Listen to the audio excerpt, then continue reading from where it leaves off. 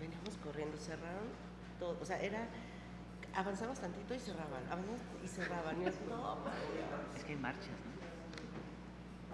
Yo creo que ahorita está limpio, entonces...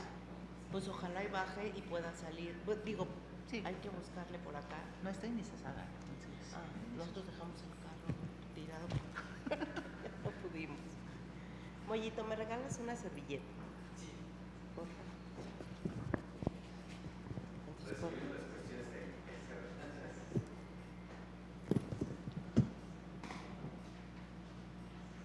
Nada más a la audiencia les pedimos paciencia y les agradecemos que estén aquí.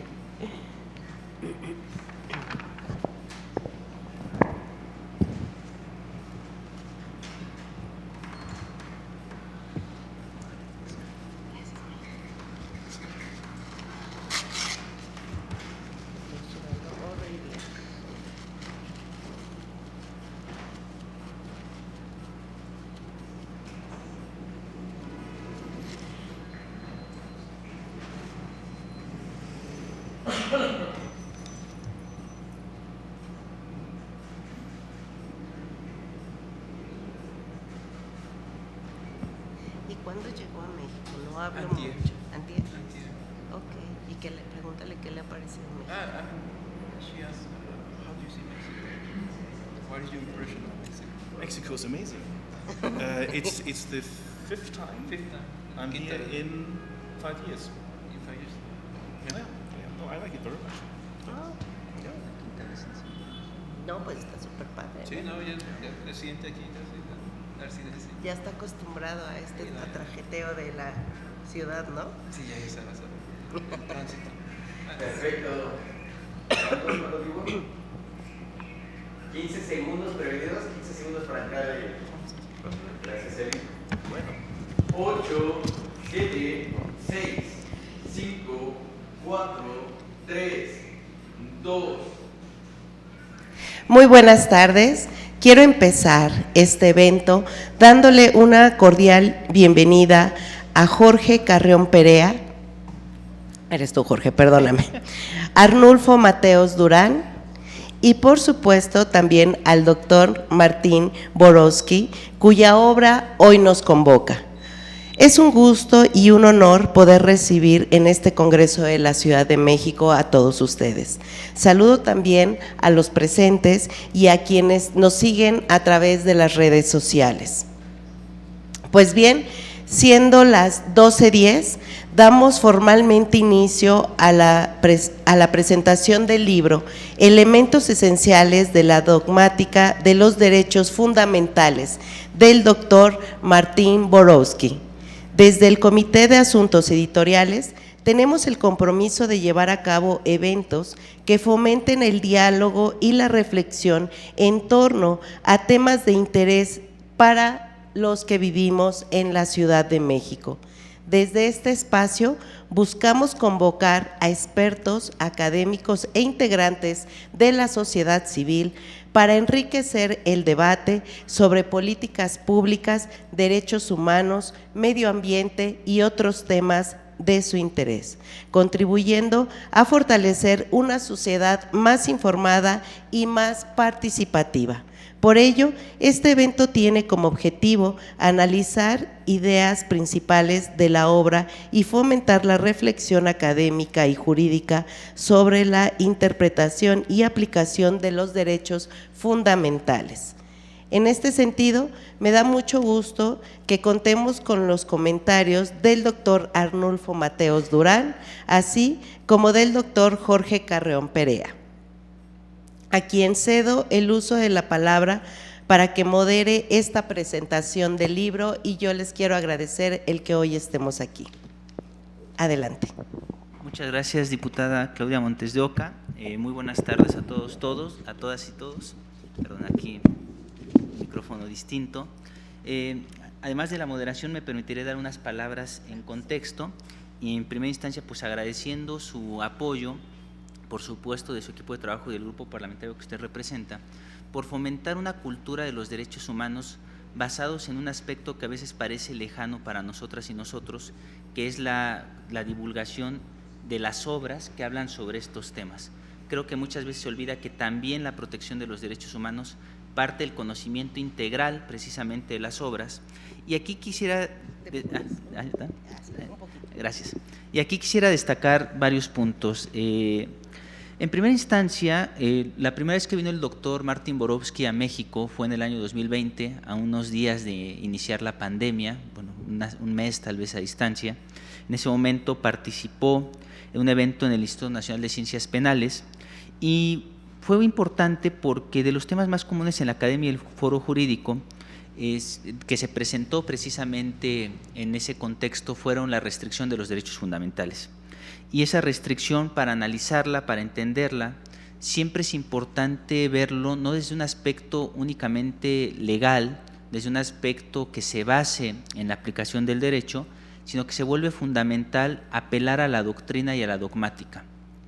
Muchísimo se ha hablado, muchísimas páginas se han vertido en México sobre los derechos fundamentales, sobre su alcance, por ejemplo, sus mecanismos y medios de protección, pero pocas veces nos detenemos a pensar en temas tan importantes como su fundamentación y el desarrollo que implican precisamente en los contextos democráticos y sobre todo para conocer qué es y qué no es también un derecho fundamental, el contenido formal y el contenido material, que se nos pierde de vista, se nos escapa y a todo queremos denominar a veces derecho humano, derecho fundamental, cuando no forzosamente tienen que serlo, ¿no? Eso implica volver a hacer un análisis, una reflexión y a llegarnos nuevamente a los fundamentos. Por alguna razón se ha olvidado en el contexto contemporáneo, cotidiano, ver los fundamentos de las cosas para poder entender que precisamente los derechos fundamentales van más allá de una simple nominación en el contexto legal, constitucional, sea a nivel federal o sea local, sino que tienen otros impactos. Ahora bien, en ese momento de la pandemia llegó el profesor Borowski acompañado de Arnulfo Mateos Durán, quien aquí nos acompaña, y a quien también he de decirlo, creo que le debemos una parte muy importante de estar reunidos aquí, porque Arnulfo Mateos es el traductor de la obra de Martin Borowski al español. O sea, sin Arnulfo Mateos no tendríamos la oportunidad de poder conocer un pensamiento actual, lejos, por ejemplo, del pensamiento muchas veces anglosajón o norteamericano, que llama mucho la atención, pero que se encuentra alejado de las raíces y de los fundamentos de lo que constituye nuestro sistema jurídico. Si nosotros queremos aprender nuevas formas de adaptar la realidad, no tenemos que buscar tal vez o mirar hacia Estados Unidos, hacia la tradición inglesa, sino mirar hacia países que han formado y forjado nuestra tradición jurídica, como son precisamente tanto el derecho romano, digo, como una base inicial, pero por supuesto el desarrollo del derecho alemán, en donde el profesor Borowski tiene esta visión integral sobre los derechos humanos, obviamente con un antecedente de la obra de Robert Alexy.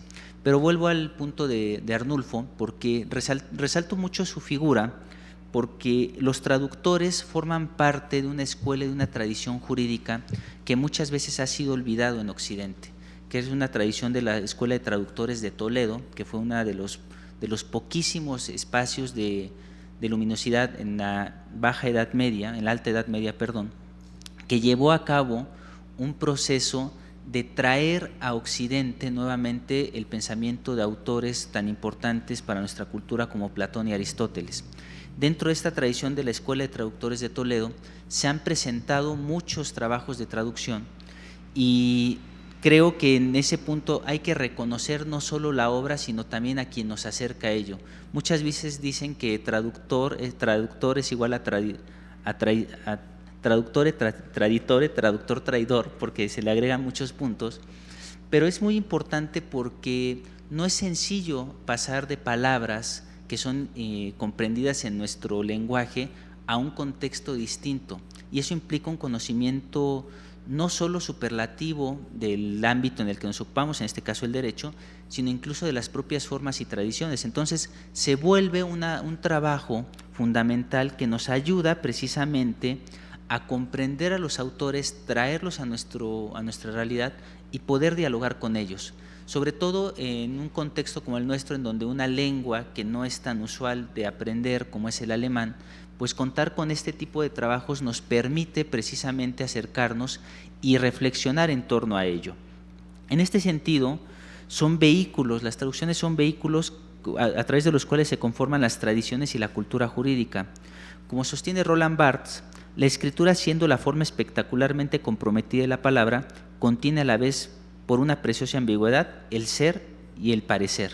Y aquí encontramos una obra que precisamente es fundamental para nuestro estudio de los derechos humanos a quienes nos encontramos interesados en la materia, pero también que nos invita a ver qué es lo que está apareciendo.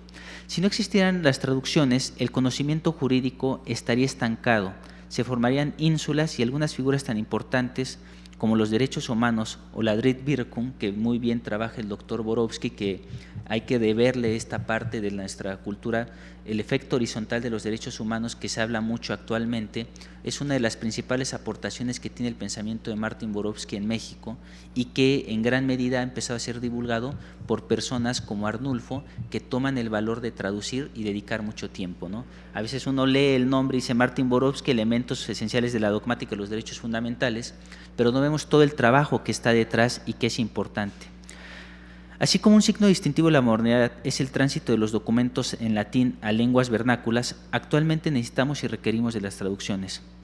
Por todo lo anterior, el primer punto que la persona lectora debe tener en cuenta al acercarse a esta segunda edición de la obra, porque además quiero señalarlo, es una segunda edición que explicaré un poco más, se distancia bastante de la primera en un buen sentido de la palabra.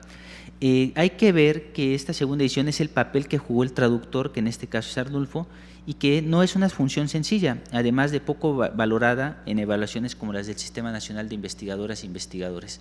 Creo que si en México queremos también promocionar la ciencia, la cultura jurídica, es fundamental empezar a impulsar la valoración de las traducciones como lo que son trabajos académicos de amplio valor que a veces cuestan incluso mucho más que un libro en concreto. Ahora bien, toca turno hablar sobre el libro ya en concreto.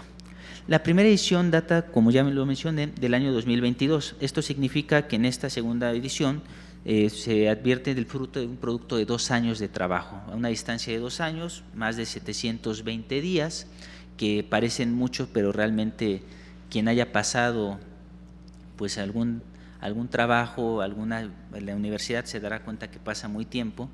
Afortunadamente, cuando uno está casado, el tiempo pasa más lento, entonces es más grato en ese sentido, por fortuna. Pero en este trabajo pasó de una obra de 438 páginas a una de 739. Es decir, hablamos de un 35% de nuevos textos que se incluyen en esta segunda edición de la obra. Esto es muy importante porque entonces casi estamos hablando de 2 obras distintas. Aunque tiene una base común, estamos hablando de 2 obras diferentes, y esto lo digo porque se trata de una edición que, 1, además de corregir detalles con respecto a la primera, 2, actualiza los contenidos, y 3, aporta nuevos escritos y textos del doctor Borowski. Sobre las nuevas aportaciones me detengo.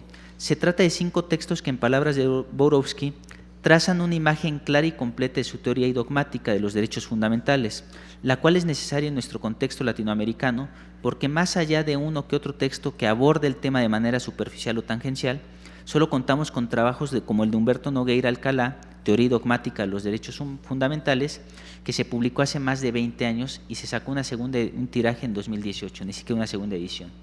Así, el libro del profesor Borowski llega en un momento y por demás importante como el que atravesamos actualmente en el país, donde los ataques a los derechos fundamentales se viven tanto internamente como externamente. Y es más importante la actualización porque nos acerca a nuevas corrientes y teorías que ahondan sobre estos temas. En su prólogo a esta segunda edición, el doctor Borowski hace una mención especial al artículo Derechos Humanos y Derechos Fundamentales, siendo que además es el artículo que en lo particular a mí más me interesó y del que desarrollaré algunas breves ideas. Borowski sitúa el foco de la discusión sobre los derechos humanos a mediados del siglo XX, lo cual coincide con un dato historiográfico o un contexto historiográfico de autores como Samuel Moyn, por ejemplo, que plantean que los derechos humanos surgen realmente en el siglo XX. No podemos trazarlos hasta la Revolución Francesa, eran otro tipo de derechos, pero los derechos humanos surgen en este siglo XX como un combate, un contexto precisamente a las dictaduras y a la oposición al poder total. Es que es un punto fundamental. El poder total que existe en los estados fascistas de Alemania, Italia y por supuesto Japón, que no se menciona tanto, pero está en un poder centralizado, invitan a una reflexión que eventualmente se llega a los derechos humanos, que tendrá una parte muy importante para el desarrollo social. Para Borowski, cito, los derechos fundamentales son la contraparte de los derechos humanos dentro de la esfera del derecho, lo cual en las últimas 7 décadas han ganado un rol extraordinario dentro de la aplicación del derecho en todos los ámbitos del sistema jurídico.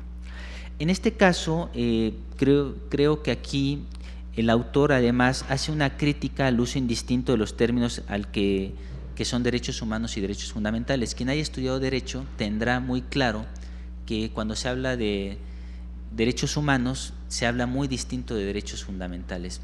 Yo en lo particular soy partidario del uso indistinto hasta que leí la obra del doctor Borowski traducida por Arnulfo, y sí creo que es necesaria la distinción entre los mismos, porque como bien señala el doctor Borowski, los derechos humanos se transforman en derechos fundamentales, y esa transformación debemos de observarla y de aterrizarla a partir de cómo se traducen de manera muy concreta en aspectos legislativos, en donde, por ejemplo, las personas diputadas, congresistas, tienen un papel fundamental para poder desarrollar, obviamente, las posiciones que se señalan. A veces uno desde la tribuna, desde la televisión ve las discusiones, pero no ve que dentro de las discusiones hay trabajos muy serios de análisis, donde obras como de esta naturaleza contribuyen precisamente a ese punto, y qué mejor lugar para hablar sobre este tema que en un espacio como en el que actualmente nos encontramos, en el cual se conjuga tanto la labor legislativa y en este momento la labor académica.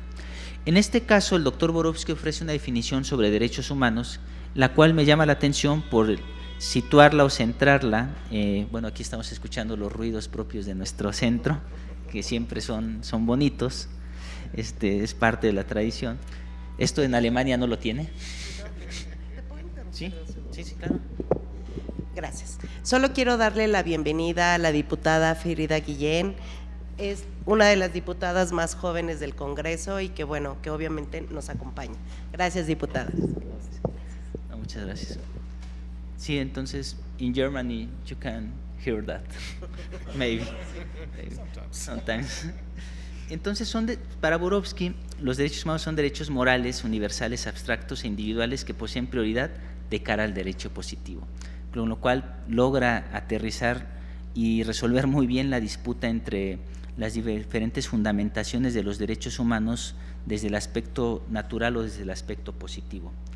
En este caso es muy interesante porque, a diferencia de las posiciones que se enseñan aquí en México, como las sostenidas por Jorge Carpizo y Miguel Carbonell, el doctor Borowski señala que los derechos humanos, más allá de solo ser derechos positivizados, deben ser considerados, los derechos fundamentales, más allá de ser derechos humanos positivizados, deben ser considerados, insisto con una palabra que había anticipado, como una transformación. La transformación implica algo nuevo, no implica el mantenimiento de lo mismo, implica un cambio en ese contexto. Los derechos fundamentales no están garantizados en la Constitución, en las constituciones nacionales, para evitar una intervención por parte de las naciones y otros estados, sino porque las asambleas constituyen, dice Borowski, están generalmente convenidas de que al individuo o a los individuos les corresponden determinados derechos morales por el simple hecho de ser humanos, y que esto requiere un efecto de protección jurídica.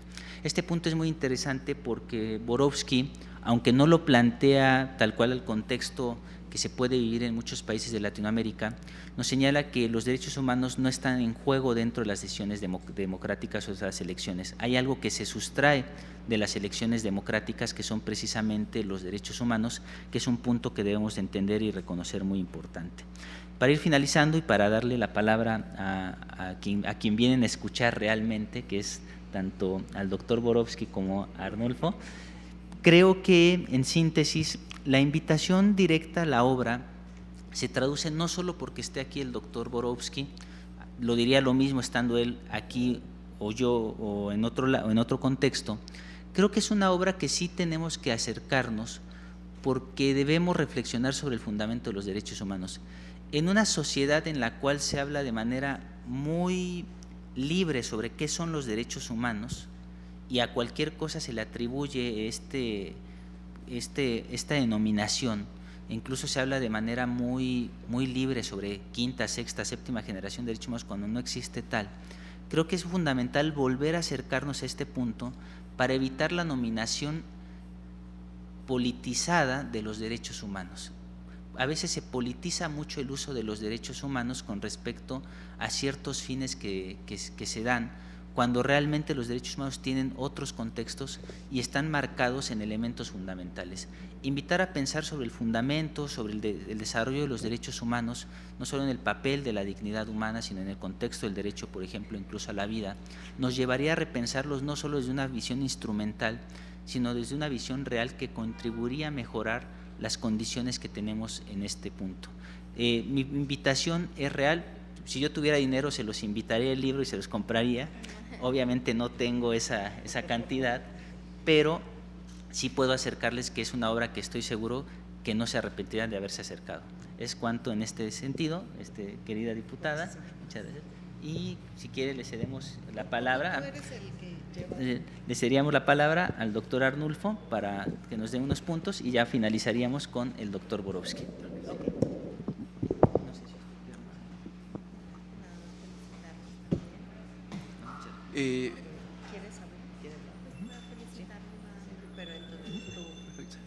Muy buenas tardes, mi nombre es Arnulfo Daniel Matías Durán y primero quisiera agradecer a la diputada Montes de Oca del Campo por esta invitación, por hacer posible este evento, igualmente al doctor Jorge Carrión y al profesor Martín Borowski, justamente por tener otra vez la disposición de venir a México y, digamos, realizar tantos eventos en tan poco tiempo, igualmente a la diputada por Frida también por estar aquí con nosotros. Muchas gracias. Yo realmente no creo poder agregar algo más de lo que ya comentó el doctor Jorge Carrión. Yo simplemente quiero compartirles lo que hay detrás de ese libro, el trabajo detrás, la finalidad que uno puede encontrar dentro del libro.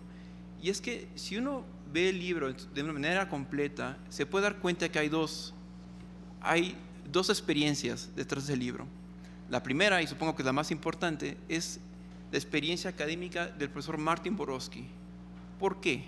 Porque cada artículo, curiosamente, fue escrito en distintos tiempos de su carrera, que ya lleva como 30 años, y él, al momento de yo platicar qué artículos debían formar parte de este libro, el cual cada artículo fue seleccionado, digamos, fue confeccionado, claro, escrito en un momento distinto para otro público, pero el orden de cada artículo, así como, digamos, el contenido que él busca que se difunda, él lo eligió. Y él me comentaba, bueno, este artículo lo escribí cuando estaba buscando una plaza como profesor en Alemania. Un ejemplo es el de La Marcha Triunfal de la Proporcionalidad, que es un gran texto, y es un texto que él me comentaba que era un momento en su vida que él buscaba justamente una plaza como profesor, que en Alemania es algo muy, muy difícil, porque casi técnicamente uno tiene que esperar que muera un profesor para que se abra una plaza. Así que es una tarea muy ardua. Y él justamente en ese proceso escribió este artículo para presentarlo, porque hay que dar como una clase magistral, la cual será calificada. Y cada artículo era justamente una etapa de su vida. Y era en ese momento de su vida algo que le interesaba. Y así cada artículo uno diría, bueno, son tan distintos, ¿por qué tener que estar en un solo libro? Si en cada momento de su vida él tenía un tema que buscaba conocer, ¿por qué tendría que estar todo junto? Al parecer diría uno, bueno, es totalmente distinto, no hay ningún orden, no hay ninguna sistematización, pero la hay, y esa es la ventaja y realmente lo que yo encuentro, que es lo que quiero compartirles, lo que ofrece la obra del profesor Martín Borowski, no solo porque sea mi profesor, por supuesto, pero también que me ha ayudado mucho para hacer el libro, incluso para mi propio trabajo, y es que su línea, su pensamiento, sus obras siguen una misma línea, un mismo sistema. Cada artículo, aunque sea un tema distinto, menciona a los demás y forma parte de toda una estructura, todo un sistema. Lo que él llama justamente la estructura de los derechos fundamentales es lo que se encuentra detrás de todas estas obras. Un artículo menciona conceptos como, simplemente ya lo mencionó el doctor Jorge Carrión, la distinción entre derechos humanos y derechos fundamentales, que es, digamos, el punto de partida de este libro. Es algo que en todos los textos del libro se va a repetir esta distinción. Seguirá, siempre está detrás, siempre hay toda una construcción detrás que te ayuda y te da un piso. Y eso es justamente lo que yo quiero transmitir con esta obra, y que se transmite por sí sola, aún sin necesidad de que yo lo mencione. Cuando uno lee cada artículo y va, después regresa al mismo artículo para citarlo, para resolver una duda, se da cuenta que, esto lo recuerdo muy bien. Y eso me di cuenta, o fue tan obvio, al momento de yo hacer las citas que hacían referencia a los artículos, yo decía, esto funciona, eso ya se mencionó en tal artículo.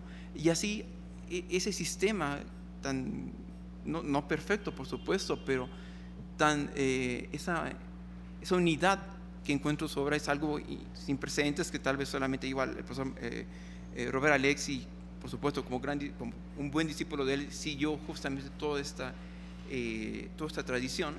Y es algo que cuando ustedes lean el libro, quisiera que se van a dar cuenta de esto, y es justamente uno de los grandes, una de las ventajas del libro. Yo podría mencionar aquí 1000 cosas que es importante del libro, los temas, pero este es simplemente algo del cual quiero hacer énfasis.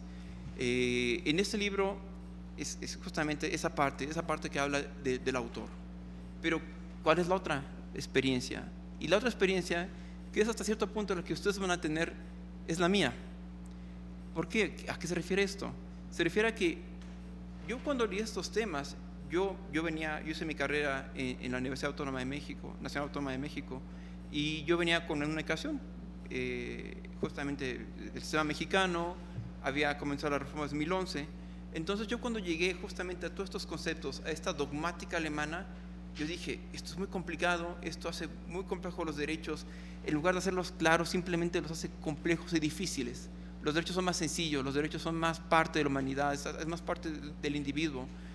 Pero conforme fue pasando el tiempo y fui conociendo los conceptos, los derechos se hicieron más, dejaron de ser entes ambiguos y abstractos y se volvieron pretensiones de derecho, se volvieron figuras jurídicas, las cuales como jurista dices, por fin lo entiendo.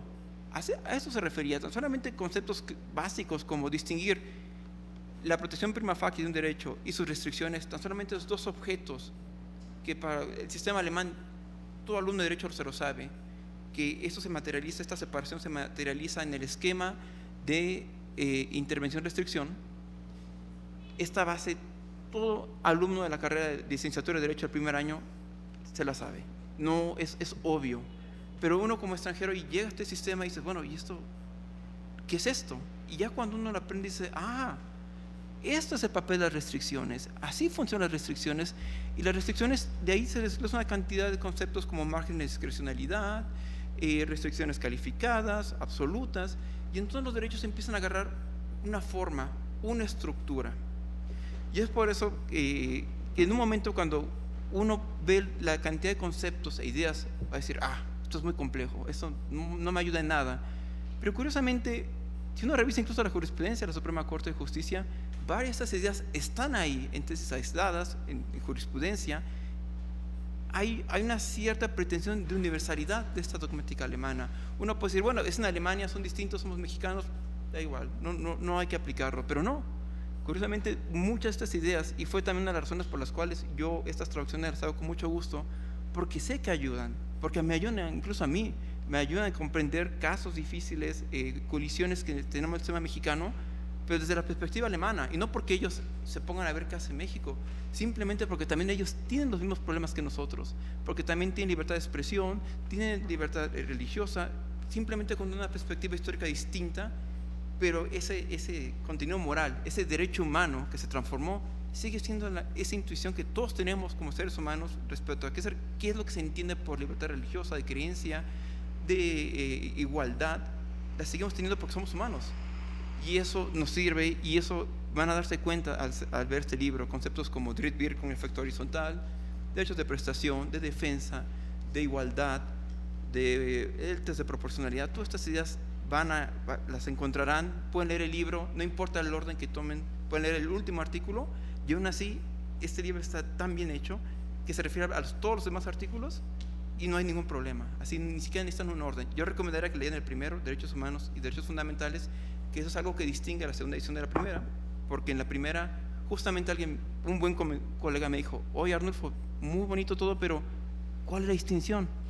Yo dije, es cierto, y yo le comenté, oye, profesor Borowski, ¿tiene un artículo? Por supuesto, aquí lo publiqué en Heidelberg.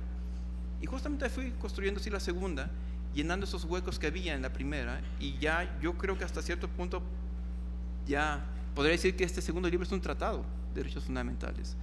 Así que ya para concluir, yo los invito a experimentar justamente estas teorías, estas perspectivas de los derechos. Yo sé que el libro sí no es el más barato, pero bueno, vayan a la biblioteca o busquen una forma de leerlo. Yo sé que no debería decir esto, pero sí denle una oportunidad. Denle una oportunidad. Yo fui estudiante, yo sé que y todavía los libros son caros, yo lo entiendo. Yo buscaba que el libro fuera más barato, pero pues no se podía, no se pudo, pero aún así fotocopíenlo o busquen la manera, no decir cómo, pero pueden buscarlo de distintas maneras y accedan a esto, sobre todo los estudiantes y gente de licenciatura, maestría y doctorado. Este libro les va a facilitar la vida y sus tesis, y a los litigantes también les va a dar, los va a invitar a pensar conceptos que ustedes pensaban que ya sabían, y uno dice, esto me puede servir para tal caso, o esto que hizo Alemania se parece mucho a lo que pasa ahora en México. Así que simplemente denle una oportunidad a este libro y también dense una oportunidad de ser abiertos a otras perspectivas. Muchas gracias. Muchas gracias al doctor Mateos Durán. Sí, de hecho en el copyright dice que se prohíbe la reproducción sin la autorización del autor, entonces ya le escriben un correo en este caso. Pero bueno, seguimos con los comentarios, agradeciendo por supuesto la distinguida participación que han precedido tanto la diputada Claudia Montes de Oca como el doctor Arnulfo Mateos Durán. Pues también tenemos la presencia, y hay que aprovecharla por supuesto, de la diputada Frida Guillén, a quien me permitiré cederle la palabra en este momento. Muchas gracias, muy buenas tardes a todas, a todos, bienvenidos. Diputada Claudia Montes de Oca, muchas gracias. Yo creo que este es un valioso espacio para dar a conocer esta gran obra. Bienvenidos, doctor Manuel, doctor Arnulfo, doctor Martín. Esta es la casa de los ciudadanos, de los capitalinos, de las capitalinas, en donde como legisladoras y legisladores, pues evidentemente nuestro trabajo es crear esta normatividad, y dentro de toda normatividad yo sí creo que es elemental el tener el concepto, el análisis y la reflexión de los derechos fundamentales. Y esta obra que ustedes están dando a conocer al público es necesaria para poder hablar de los derechos fundamentales desde lo teórico, pero también lo que implica en la práctica. Si bien es cierto, es una obra que ofrece una visión estructurada sobre la interpretación, pero también sobre la aplicación. Y qué mejor que sea en esta casa, en este órgano que es el legislativo en lo local, para que nosotros también como legisladoras y legisladores podemos dar a conocer a los ciudadanos qué implican los derechos fundamentales, qué es lo que requiere realmente la aplicación, esta sincronización entre las normas y la aplicación de los derechos fundamentales. Me parece que esta obra es creada desde el ámbito, sí, jurídico, legislativo, ejecutivo, traen una interpretación dentro de ella, pero también desde lo académico. Yo sí creo que toda obra debe emanar siempre de personas expertas en el tema como son ustedes, conocedoras de lo que es el derecho fundamental, el saber los alcances de los derechos fundamentales y qué es lo que requiere todavía en el marco normativo para poder mejorar y ampliar los derechos fundamentales. De verdad que yo los felicito, me honra estar presente soy legisladora del Congreso de la Ciudad de México y represento a una comisión de jóvenes en donde yo sí creo necesario que los derechos fundamentales deben de ser un amplio catálogo para todos los jóvenes de esta ciudad, en donde debemos de conocer qué es lo que requiere la ciudadanía, pero sobre todo en qué partes se deben de aplicar, que a mi parecer deben de ser en todo momento. un derecho fundamental debe de ser en todo momento respetado por los capitalinos y nosotros también como jóvenes conocerlos de forma directa y estricta para poder respetarlos como tenemos la obligación de hacerlo. De verdad, yo sí creo que también este espacio genera un debate y abre también una puerta a los ciudadanos para que al leer esta obra podamos reflexionar, entender, comprender, conocer, porque va más allá de meramente lo teórico, sino también yo creo que esta es una obra de las que evidentemente voy a leer, me voy a permitir leer y conocer a profundidad, pero que sí va a dar más allá de lo que nos quedamos todos los días con lo básico de un derecho fundamental, lo que nos dan a conocer en las escuelas, lo que nos dan a conocer en las instituciones. Yo sí creo que debe de haber herramientas que nos permita profundizar el concepto de derechos fundamentales. Y pues bueno, enhorabuena por esta obra. Gracias, diputada Claudia Montes de Oca, por este espacio que has aperturado. Ojalá que tengamos muchas obras de este tipo aquí en este congreso. Y pues, de nuevo, felicitarlos. Muchas gracias. Agradecemos las palabras de la diputada Frida Guillén y pues ahora sí a quien vinieron directamente a conocer, el doctor Borowski. Herr Doctor, bitte. Well, thank you. First, thank you for this invitation. Thank you very much. Thank you for setting up this wonderful book presentation. And thank you also for the very friendly introduction of work and author we have already heard this morning by three Kommentaristas. The fourth thank at the very beginning of what I'm going to say goes to Dr. Arnolfo, who has undertaken the effort of translating my stuff into Spanish. And it was hard work. I witnessed it. The fifth is not a thank you, it's an apology. I do not speak Spanish. This is actually why I need a translator. So this is the problem. So I'm going to talk to you in my German English for the remainder of this presentation. And actually celebrating this book event here, I chose to talk about human rights and fundamental rights, because I think this is and I witnessed that even though my Spanish is very poor, I kind of understood that the commentators alluded to human rights repeatedly in their friendly introductions.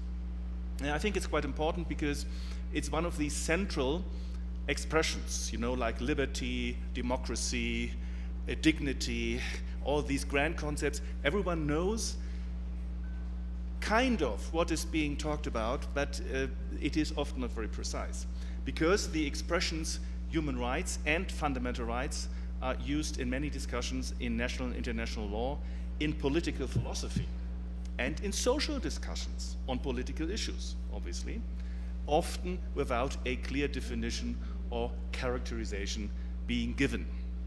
The unclear and ambiguous meanings of expressions such as human rights, fundamental rights, basic rights, we could add fundamental freedoms, basic freedoms, something like that, in similar, may result in misunderstandings.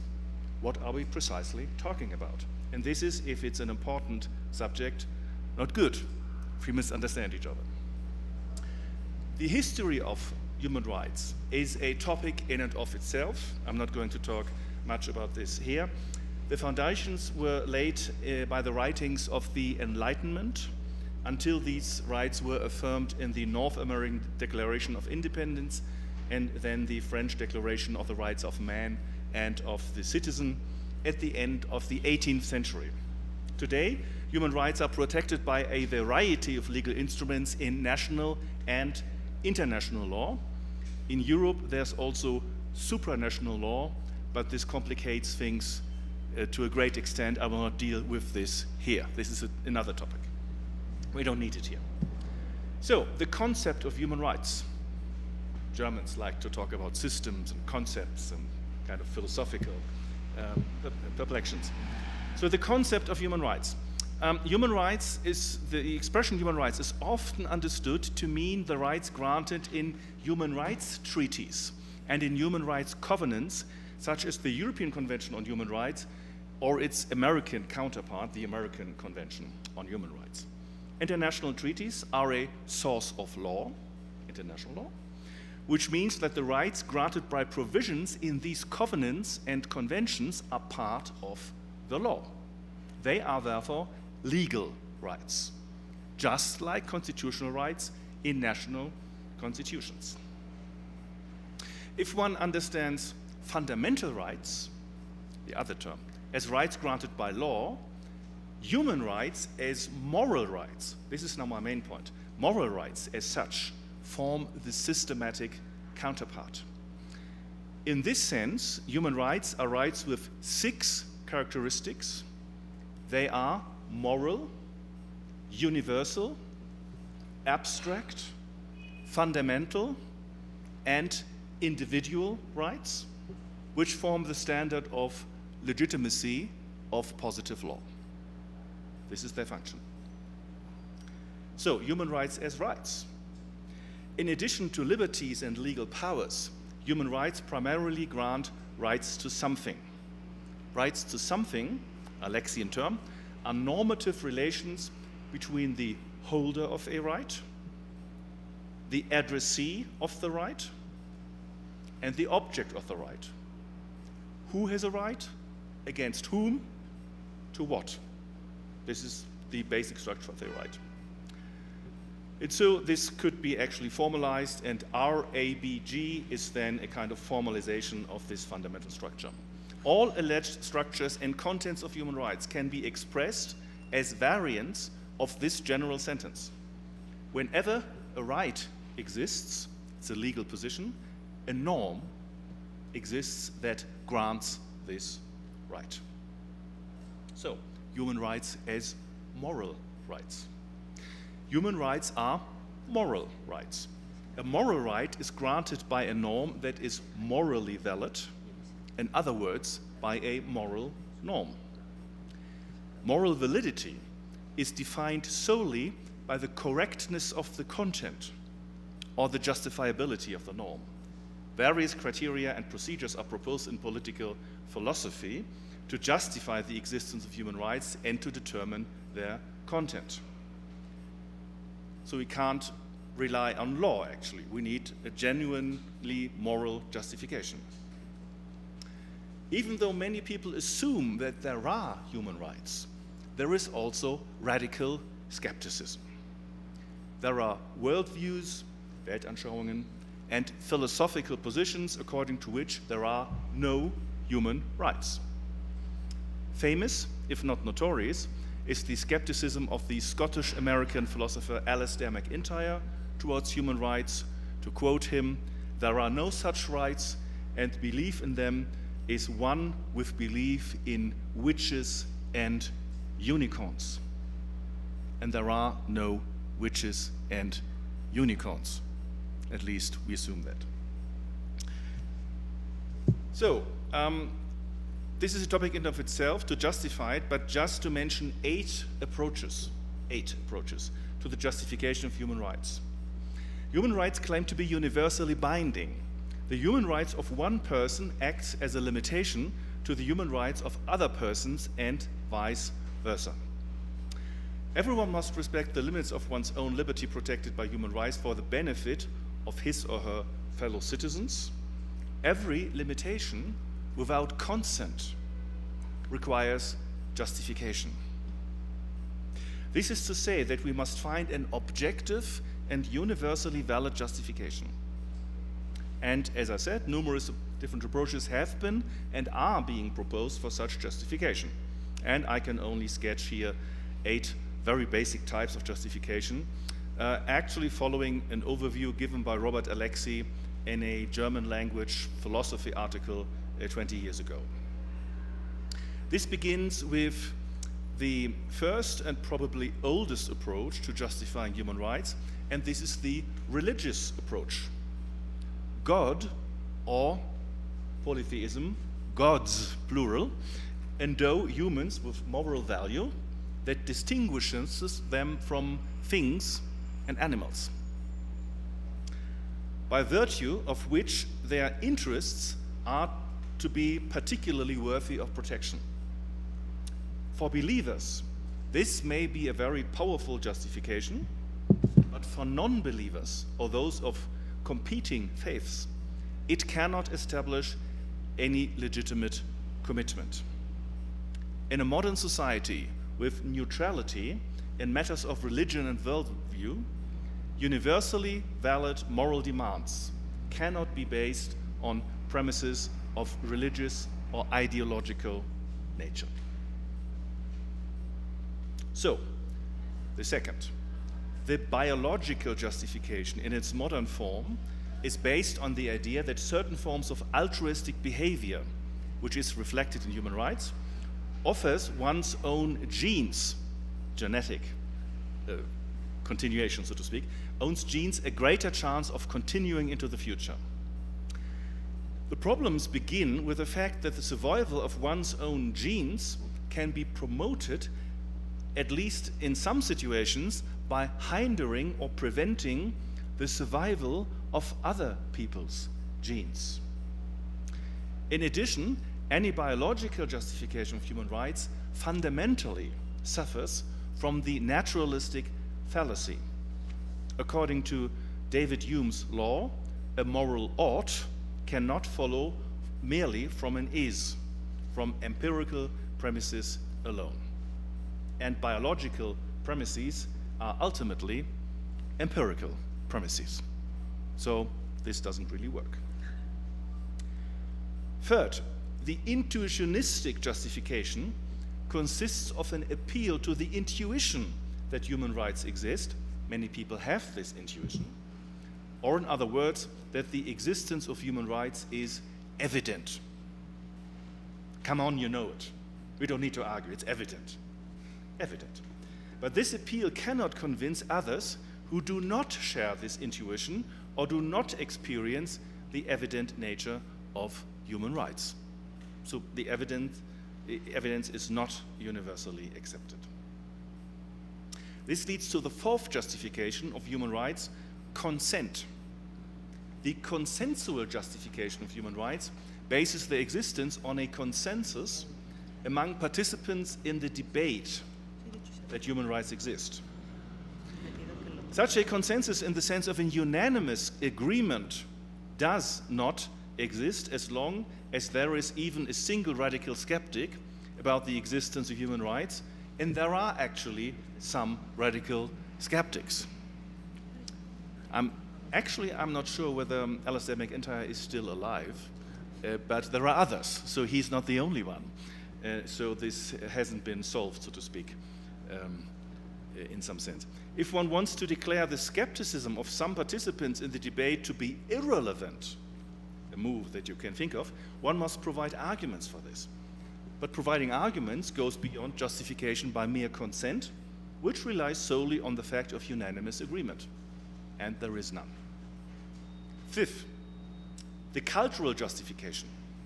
According to the cultural justification, human rights are an important part or result of human culture. We cannot, the argument goes, fall behind such an important cultural achievement. The reference to the cultural development of human rights may be true with regard to the culture of the last 300 years or so in Europe and the Americas, but beyond that, it is far less self-evident. Can we simply dismiss cultures that have not, in a certain sense, developed human rights at all, or with a completely different content, as uncivilized? Is this the argument? And what is considered culturally self-evident in our society today may well be questioned and rejected tomorrow. So this doesn't really help either. 6, utilitarianism. According to utilitarianism, the rules and institutions that lead to the greatest overall benefit in society are just. What counts as a benefit and how competing benefits are weighed against each other is not, however, obvious. This is one problem. What is more, in the original and classic form of utilitarianism, the distribution of the benefit among individuals is irrelevant, which contradicts the idea of individual rights rather than reflecting it. If one focuses not on the greatest overall benefit, but on maximization of the benefits for the individual, this either leads to results that we would not accept according to commonly accepted moral criteria, such as the possibility of a slavery contract, selling oneself, so to speak, into some form of slavery, getting some money for it. We don't accept this. Or criteria must be found and justified that exclude such unacceptable results. But this then would have to be based on considerations beyond maximizing benefits. Other arguments. We're running out of arguments. 7, the transcendental justification of human rights attempts to show that basic premises, this is not very philosophical, basic premises which also lead to the recognition of human rights are already presupposed in the fundamental practice of human communication, so that they cannot be refuted without the skeptic necessarily committing a contradiction with the act of refuting them. Because refuting is communication, and you fall in the trap, so to speak. This is the idea of discourse ethics. This strategy is based on Immanuel Kant's transcendental philosophy and is represented in various versions of discourse ethics by, in particular, Karl Otto Apel, Jürgen Habermas, and Robert Alexy, to pronounce their names in German.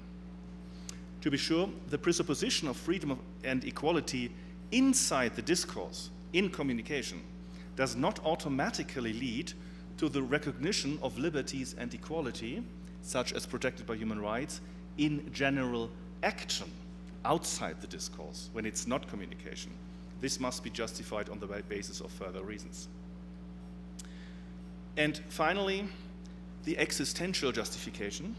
According to this existential justification, we make an existential decision about who we want to be as individuals or as a community. Maximizers of individual interests or persons with an interest in moral correctness, recognizing human dignity and human rights. But this decision can only be made by each individual for himself or by a community in consensus. It is not and cannot be the result of reasoning or argumentation, and not of democratic procedures either, I would argue. So, 8 basic types. There are different interpretations or versions of these 8 approaches, and they can, of course, be combined in the effort of justifying human rights. And so the picture gets very complicated. Even though the idea of a combination of approaches may sound very appealing on first glance, one must keep in mind that then you do not only combine strengths, you also combine weaknesses. In this brief overview, I can only mention the most central aspects in the justification of human rights. I hope I do not sound overly pessimistic, but honesty requires that the difficulty of a generally valid objective justification of universal rights is not hidden. But I'm optimistic, so I continue. Otherwise, I would have been finished.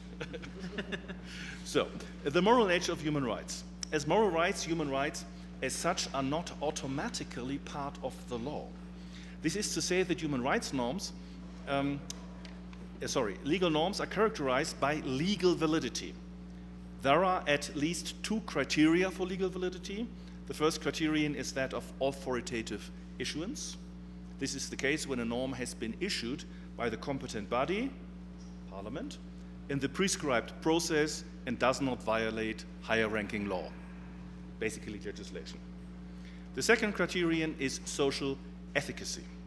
A norm is socially effective if it is either followed by the addressees of the norm or if non-compliance is sanctioned by officials in the legal system.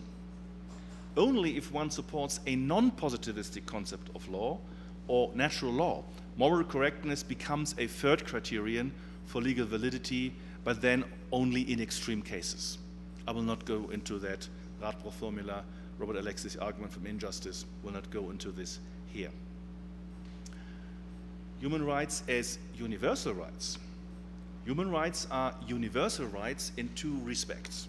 First, on the side of the holders, every human being is entitled to claim the benefits that these rights award. Second, on the side of the addressees, they are universal, they are rights against everyone.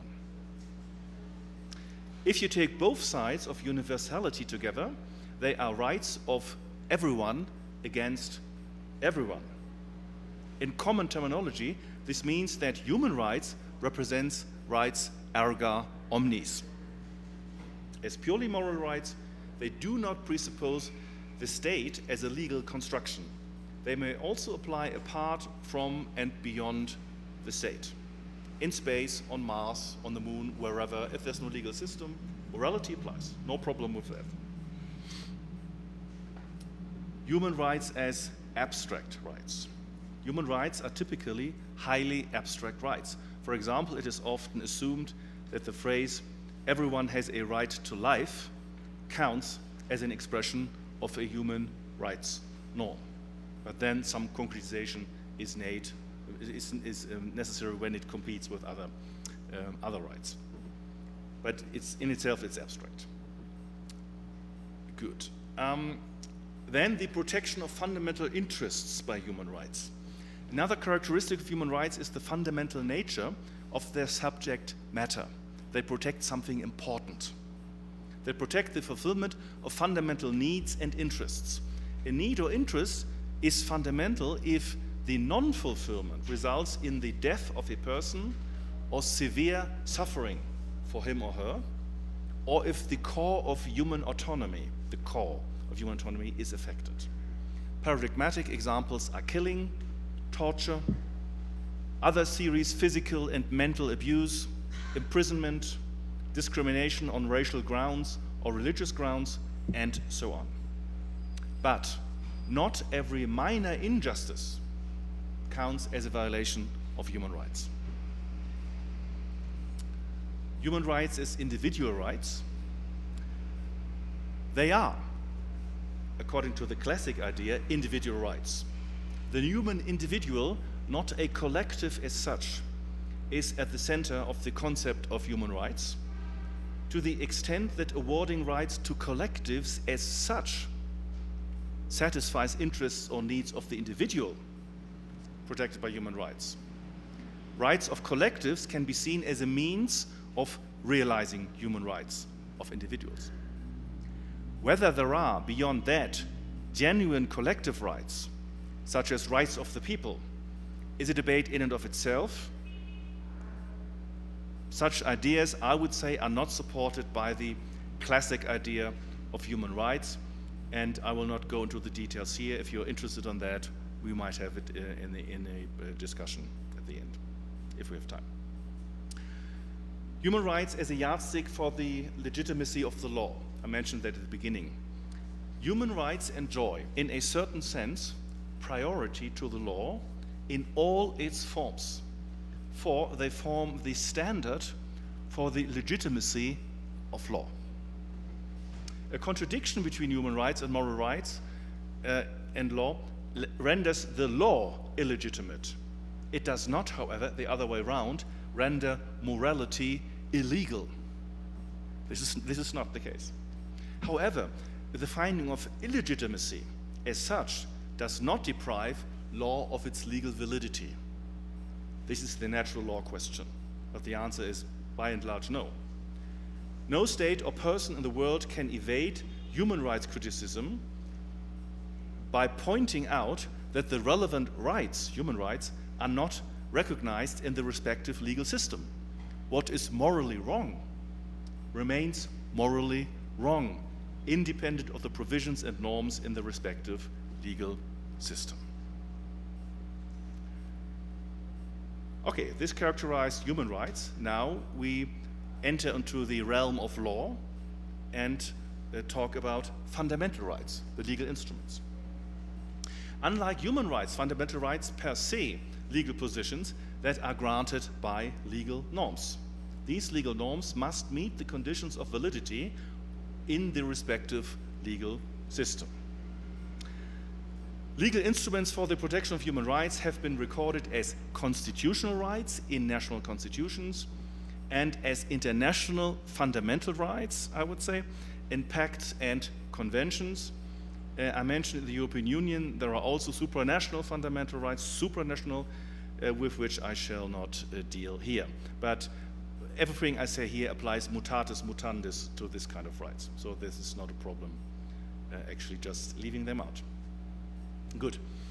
Now, I think it is important, if you want to understand fundamental rights, to understand that they are what I would call transformed human rights. Fundamental rights objectively claim to transform human rights into the law. This explains actually their characteristics. There is a fundamental connection between fundamental rights and human rights. So you see, my strategy is to kind of distinguish the moral and the legal dimension, and then to kind of put it back again once we have understood what it is. Like a young boy that has actually an electric railway locomotive and wants to see how it works, and then he disassembles it and understands how it works, and then he puts it back together.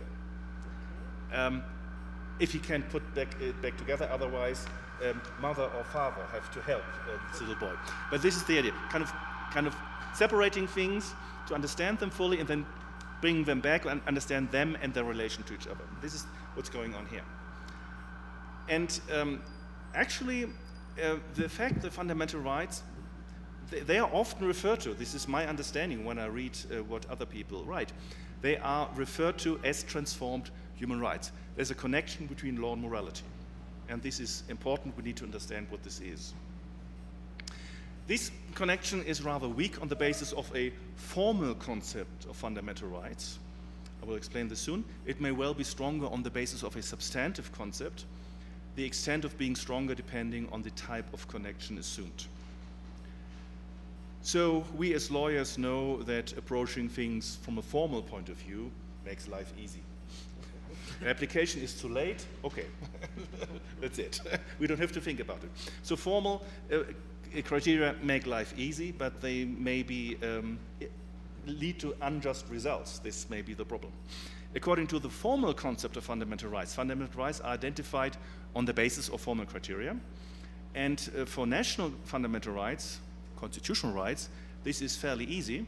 Then you would just say, according to this formal concept, individual rights recorded in the constitution of the state are then the constitutional rights, the fundamental rights in the system. Formal concepts of fundamental rights, in Germany it's slightly different, but we don't need this here. There's also a formal approach given. Formal concepts allow simple and practical boundaries to be drawn. However, they cannot fully replace a substantive concept of fundamental rights because at the end of the day, morality plays a role. According to the substantive concept of fundamental rights are identified not by means of formal criteria, but rather substantive criteria by content. What is their content? In such content-related criteria, turn on what I just mentioned, the connection between moral rights, human rights as moral rights, and their legal instruments.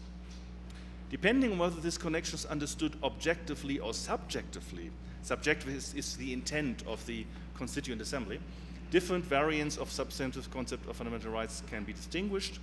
In short, a mere subjective connection, the subjective intent of the Constituent Assembly to transform moral rights into the law, is too weak. And a strong objective connection is too strong, because we needed to identify human rights as moral rights, but this is difficult and contested. So we need something in the middle, a compromise, and this leads to the idea of a weak objective connection. And the idea behind this weak objective connection is that fundamental rights, as I said, objectively claim to transform human rights as moral rights into law. And this claim can be fulfilled to a greater or lesser extent by limiting the objective connection to the mere claim. Not every divergence more or less transforms, so to speak. Not every divergence automatically means that the legal rights in question would not count conceptually as fundamental rights. This is why the strong objective connection is too strong. And this interpretation in the sense of an objective claim should suggest itself if one supports a concept of law, according to which positive law and its application always objectively claim to be morally correct.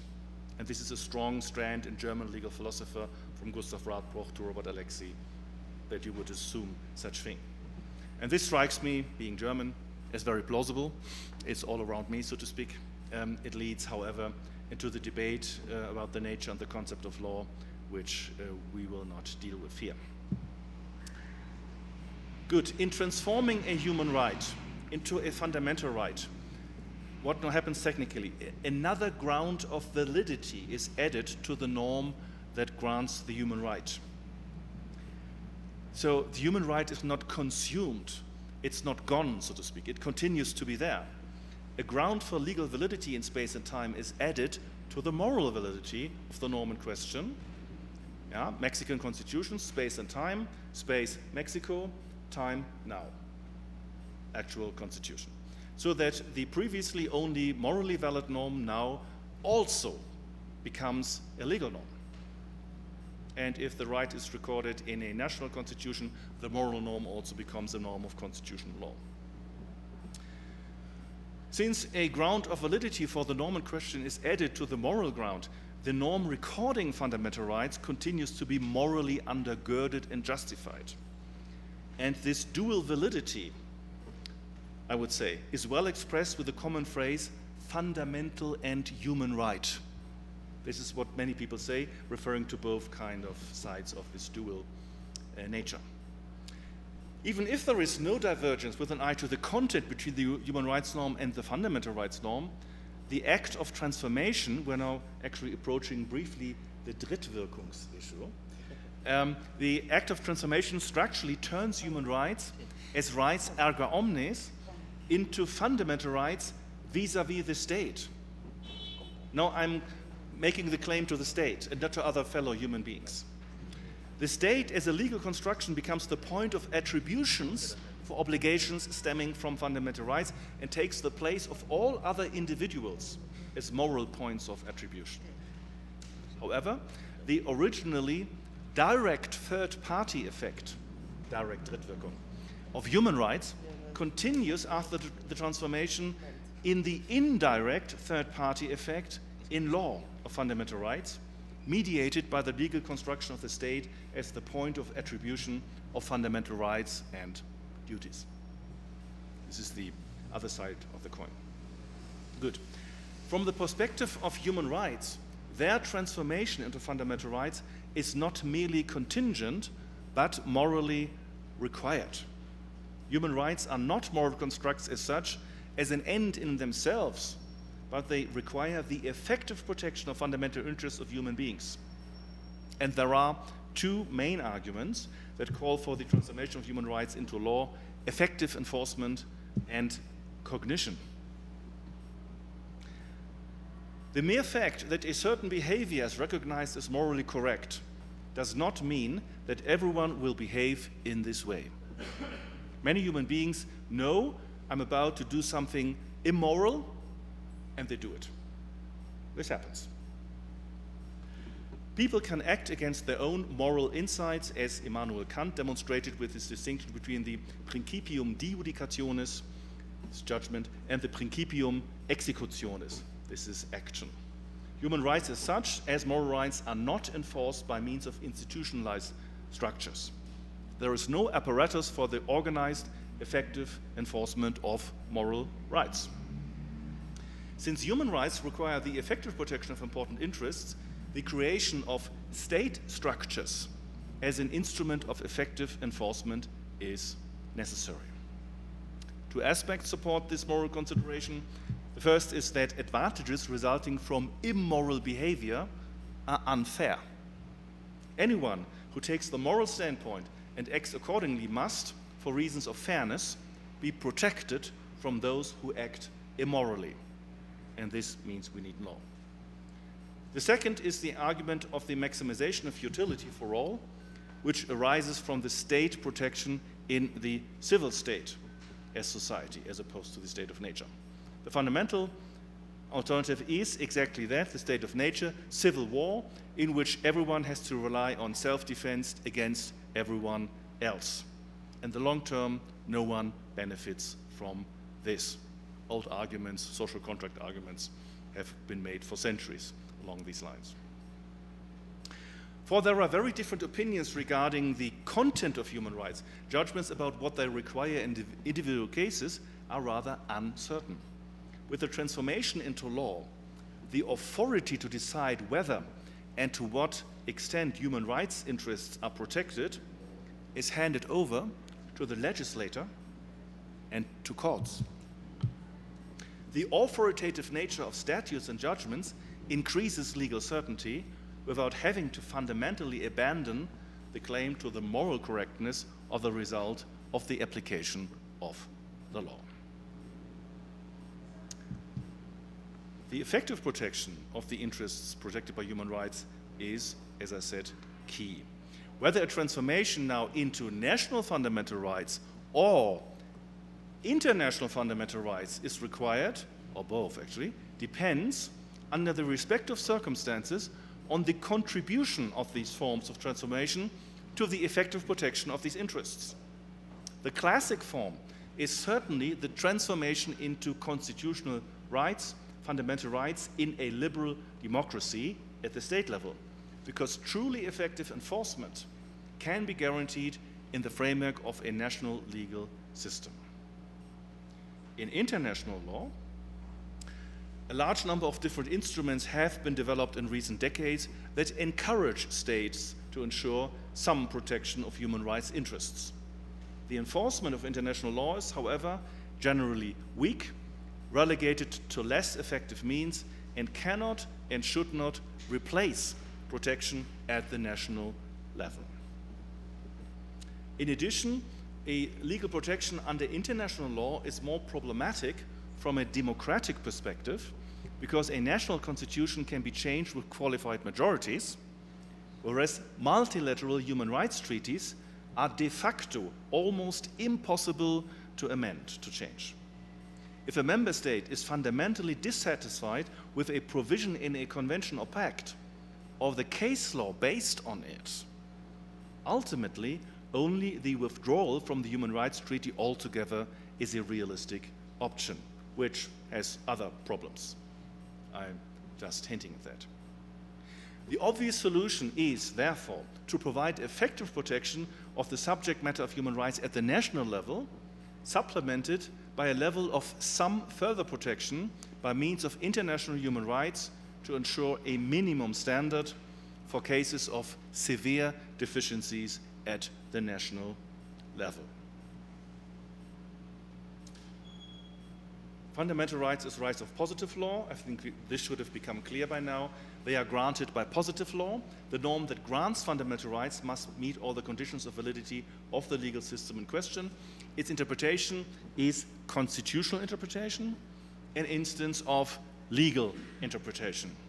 Assessing a claim stemming from fundamental rights is carried out by using the methods of legal interpretation as we know them. In particular, only legal principles or legally relevant principles may be included in a balancing in assessing claims stemming from fundamental rights.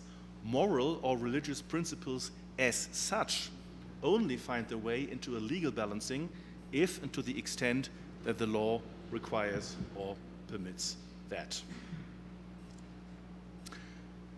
While human rights are moral rights against erga omnes, the act of transformation, I already mentioned that, changes the structure. They become rights against the state. This does not mean that they remain indifferent in the relationship between and among citizens, but the state as a legal organization becomes the constructive point of attributions of obligations stemming from fundamental rights. While the human right to life requires that all other people refrain from killing, the fundamental right to life, as a liberty right, only requires that the state refrain from killing. As far as being killed by fellow citizens is concerned, the individual has a fundamental right of protection against being killed by fellow citizens vis-à-vis the state. The state needs to protect the citizen, since the state has the power to enact and enforce appropriate means of protection, not least of all criminal law. If these traditional provisions of criminal law did not exist, the state would be under a legal obligation stemming from positive rights in the Constitution to enact and enforce those or similarly effective legal provisions. And just as human rights, fundamental rights are also abstract rights, there are short wording of them. There's another characteristic: fundamental interests are protected. That is also reflected in fundamental rights. They protect fundamental interests. It is what is particularly important to the individual that deserves the protection of fundamental rights. In Germany, we will go further with the general right to liberty. This may actually not be undergirded by human rights. So it might be an over-transformation in some sense. Good. After the transformation of human rights into law, the previous priority over the law is reflected in the priority that fundamental rights enjoy in the legal system. So the priority of morality over the law as a whole becomes a priority of fundamental rights inside the legal system. It has three different aspects. This is the last part, so I'm about to end. It has three different aspects: the ultimate priority of fundamental rights in the hierarchical structure of the legal system, the comprehensive commitment of all branches of government, and protection through judicial and ultimately constitutional review. Fundamental rights are recorded in the Constitution, national level, at the highest level of the municipal legal system. The morally required priority of fundamental rights presupposes this ultimate rank. This is to say that fundamental rights cannot be derogated by higher law. They can only be limited by rights and goods with the same rank by means of balancing. The priority of fundamental rights also requires a comprehensive commitment of all branches of government: the legislative, the executive, and the judiciary. This was a debate in Germany in the first half of the 20th century, but now this is clearly decided. Fundamental rights cannot be mere programmatic guidelines, Programmsätze in German, not binding, or ceremonial parts of the Constitution without binding force. These are old-fashioned approaches. It's actually law that needs to be practical and effective. Another important element in the priority of fundamental rights is the effective judicial review, with an eye to possible violations of them. Under the basic law, German situation, the control of violations of fundamental rights is initially carried out by ordinary courts. After all legal remedies have been exhausted in ordinary courts, a constitutional complaint is then generally open to a specialized constitutional court. And international fundamental rights are typically less effectively enforceable in courts. As with human rights, the focus of the individual is on the individual, with human rights, fundamental rights on the individual. But legal entities themselves can also be holders of fundamental rights. To accept legal entities as holders of fundamental rights is not intended to promote the interests of a virtual entity in itself, but those interests of human beings behind it. So the German Federal Constitutional Court has expressed this idea for the basic law by saying that the decisive factor for fundamental rights entitlement of legal entities is whether they, quote, serve the citizens in the realization of the fundamental rights. So the decisive point is, again, individual interests. Good. So, coming to an end, I can summarize what has been said about fundamental rights in a definition, lawyers love definitions, which closes the gap between the definitions of human rights and fundamental rights. It runs: fundamental rights are positive, legal, abstract, fundamental, and individual rights against the state which enjoy priority in the legal system and objectively lay claim to transform human rights and moral rights into the law. Thank you for your patient listening. Thanks.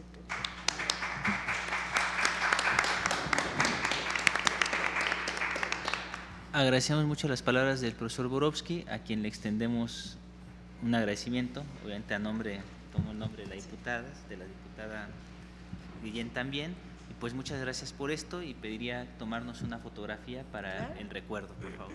Claro. Ay, aquí se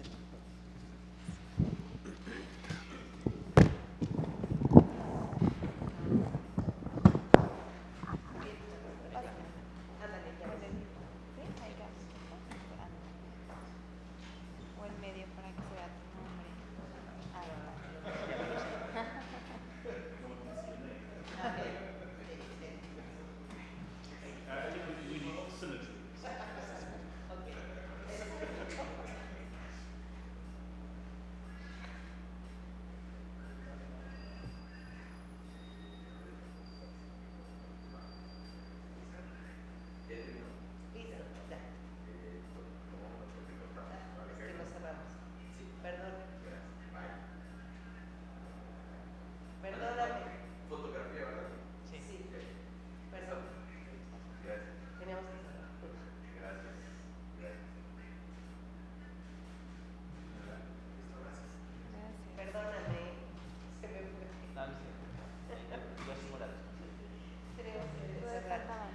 video? Todavía falta. No cerramos la transmisión. Entonces cortamos con la foto. Ok. Era una pausa. Muchísimas gracias por habernos acompañado.